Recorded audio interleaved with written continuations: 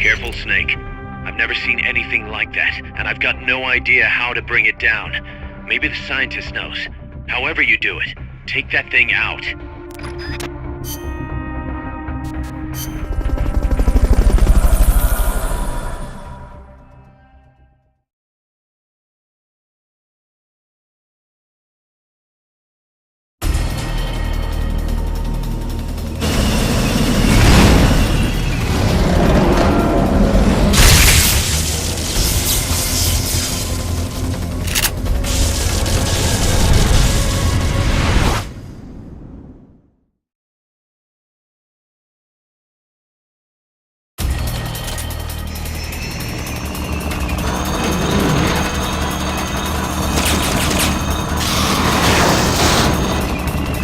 An AI weapon, the Pupa. It's fast, so be careful.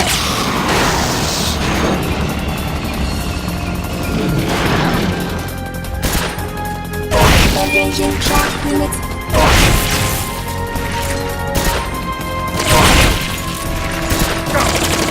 Aim for the cylindrical AI pod.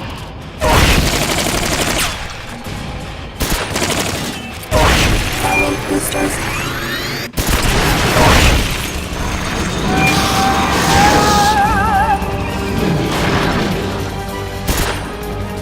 Engaging shock units.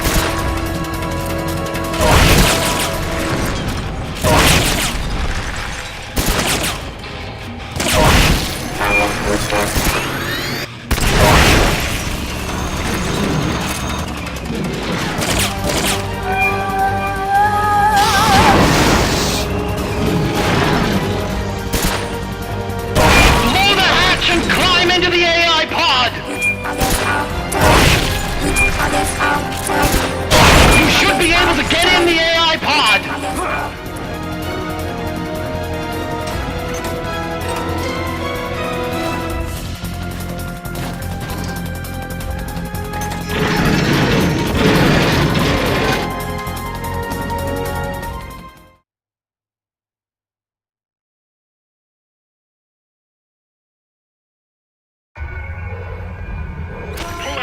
The AI's memory boards before the pod's ejected. The black memory boards are locked. Go after the boards with icons over them.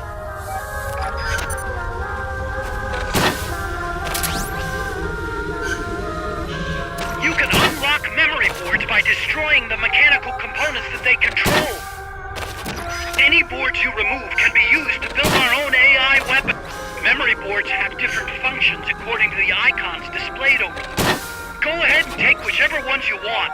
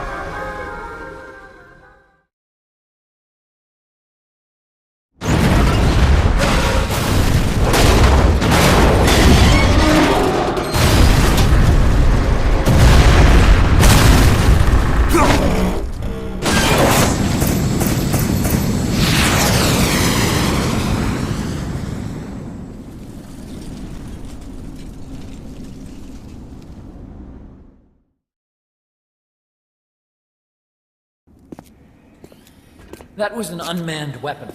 A prototype. I made it myself. Who are you? I work here. Well, used to, anyway.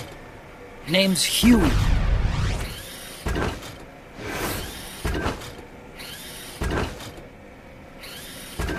And who might you be? You don't look like one of those mercenaries. Me. I'm an entomologist. A fighting entomologist? Yeah, I specialize in butterflies. I'm here to catch Ulysses. Ulysses? Huh. I didn't think they lived in Costa Rica. Morphos, maybe? That's it. Need to get some before the Washington Treaty goes into effect. Says here Morphos aren't covered under the treaty. Must have slipped my mind. You sure you're feeling all right? Anyway, long story short, the butterfly got away. So how about it, Doc? Did you make that big butterfly too? Yes. And no. What was that thing? What are they doing here? Something tells me you're no ordinary entomologist.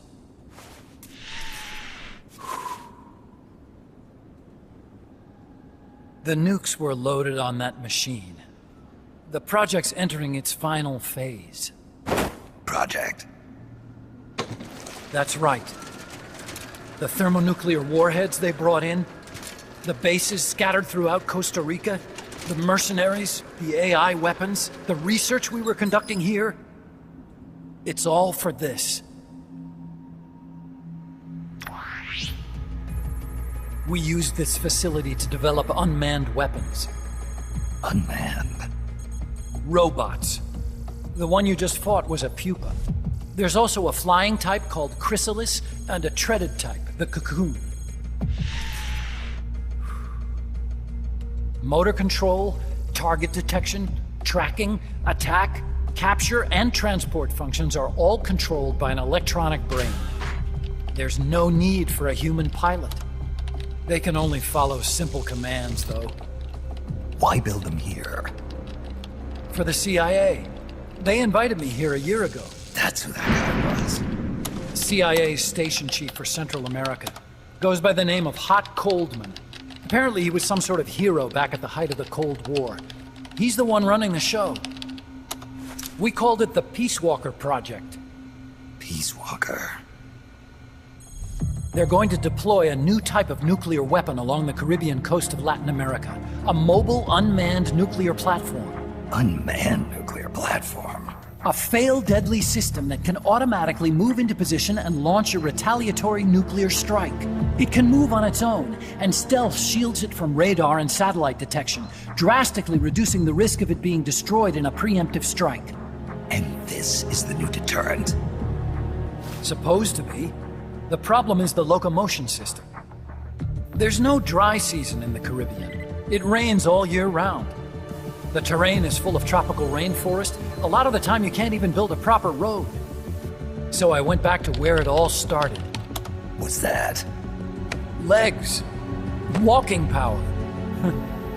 A mobile launcher carrying a thermonuclear warhead even more powerful than the Soviet RDS-220s. That's Peace Walker. Chico's Basilisco. We did the assembly and field testing here. A walking nuke. I sort of borrowed the original idea from behind the Iron Curtain. The missing link between infantry and artillery. Metal Gear.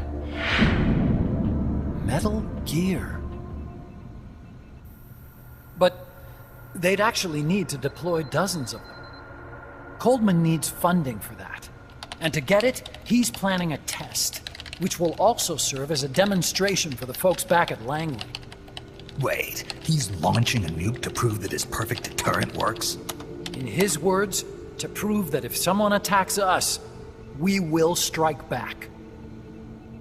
Put simply, nuclear deterrence is the idea of using nukes to keep nukes in check. If one side launches nuclear weapons, the other is sure to launch theirs in retaliation, which makes launching an act of suicide. In the end, neither side can use its nukes. It's thanks to this doctrine that the world's two superpowers have avoided all-out confrontation. Nuclear deterrence has brought us peace. At the very least, it's prevented another world war from breaking out. But the theory of nuclear deterrence exists only on paper. In reality, there's no guarantee that either side would follow through with retaliation. There's the chance that a preemptive strike could destroy all the missile bases, render them unable to retaliate. But the biggest flaw in the theory is that the decision to retaliate has to be made by human beings. Let me give you a real-world example. Let's say Country X launches first against Country Y. If the people in charge of Country Y are like you and me, they're not going to be able to retaliate, knowing that they're effectively ending all human life. So then the weak link in nuclear deterrence theory is the uncertainty of retaliation. Bingo. And that creates a loophole Country X can exploit to launch the first strike. Which is why we designed the system to be unmanned. With Peace Walker, retaliation is certain. It chooses the appropriate target and launches a retaliatory nuclear strike every time, without needing human input to make the call. Launching a nuclear strike against Peace Walker is tantamount to pushing the launch button against yourself. It closes the loophole in nuclear deterrence theory, rendering our friends in Country X completely unable to launch. What Coldman is saying is that to achieve this goal, we need to demonstrate that retaliation will be carried out by a machine. He will launch his nuke. And then his version of deterrence will be complete. And you believe him? I believe in peace through nuclear deterrence. Why? My father worked on the Manhattan Project. He put his whole life into that research. And all it created was this illusion of peace called deterrence. And then I was born, unable to walk. I had no choice but to face up to the nukes. But if they do end up launching, it'll all have been for nothing. They've got to be stopped. Where'd they take the warheads? To a base near the border. The final test is 5 days from now. Where's the base? You're gonna stop them? It's kind of a hike. And besides, there's a surefire way to halt the project. You see, Peace Walker isn't quite finished yet. What do you mean? It's missing one last critical structural component. The AI. Its brain. The reptile pod, the electronic brain I was working on, can only follow commands like, go there, attack that. I guess you could compare it to the human cerebellum. But for nuclear deterrence to work, it must function in place of a human decision maker. It needs something to analyze the huge volumes of data coming in and select an appropriate target for retaliation. Hence, it needs the high-level decision-making ability of a cerebrum. A mechanical cerebrum. The hardware configuration is modeled on the human brain, similar to the pod I worked on, but its role is completely different. Where's it being made? A research lab to the north. An AI expert named Dr. Strangelove is developing it. Very hush-hush. Dr. Strangelove. Strangelove was recruited from the States, too. In the field of AI, there's no one better, that's for sure. But man, what a basket case. She hates everybody. Go to the lab and destroy Peace Walker's cerebrum. I'm pretty sure they haven't finished the final calibrations yet. I'll lend you my ID card. It'll get you through security at the lab. Oh, and one more thing. What's this? A letter of recommendation? Yeah, it's from me to Dr. Strangelove. Don't read it, okay?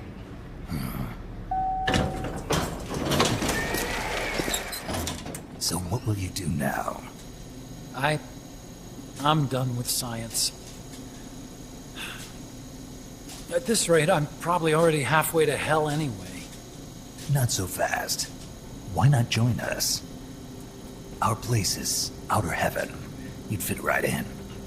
Outer heaven? Yeah. I'm probably better suited to something like that than this paradise. Good. You get a free balloon trip for signing up. Enjoy it. You'll feel like a butterfly. You're an agent, right? Who do you work for? Me. I was a Cold War tool, same as you.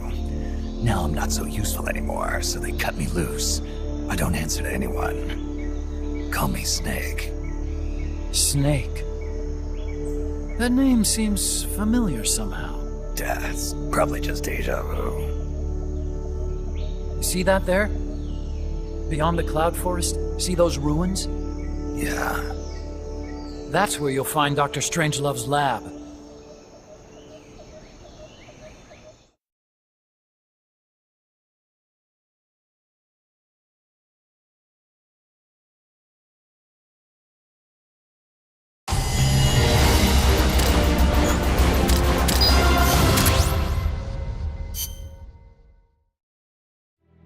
Snake, the doctor's safe here with us. Huey, how are you feeling? Never better. This is quite the pad you've got here, boss. I'm impressed. Call me Snake. Whatever you say. Like it or not, everyone here calls you boss. By the way, if you're at all interested in improving your tech, by all means assign me to the R&D section. I'm pretty sure I'll be of some use. Once we have the necessary materials and blueprints, we can start work on that bipedal mech. I appreciate that, but are you sure you're okay with having your work used for war? I'll be using it to keep past mistakes in check. If I can help thwart the Peace Walker project, I'm happy to do it. Deterrence theory, Huey style, huh? Anyway, if you need any intel on the enemy's weapons or electronic brains, contact me. I've been given my own frequency. Sounds good to me, Doc. I'll do that. Good. Whatever the means, you must put a stop to their plans.